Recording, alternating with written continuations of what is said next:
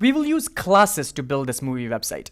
Let us begin by recalling what we already know about classes. Remember the blueprint analogy? Previously, we had compared a blueprint to a class. We had said that a blueprint of a building contains information about the building, like the number of rooms in the building, the height and the width of the walls. Now, we can use one blueprint to build several buildings, and these buildings we called instances or examples of that blueprint.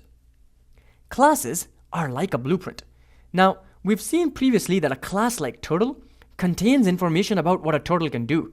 For instance, move forward, turn right, and we use that information to create multiple examples or instances of that class. We call them Brad and Angie that drew different shapes.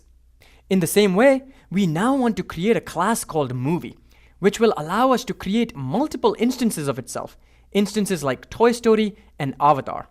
So then the next big question in front of us is, what data should this class movie contain? Now, I'm going to present a list of data points for you that you can consider. Here they are. Which one of the following do you think the class movie should remember for each movie? Check all of the boxes that you think the class movie should remember.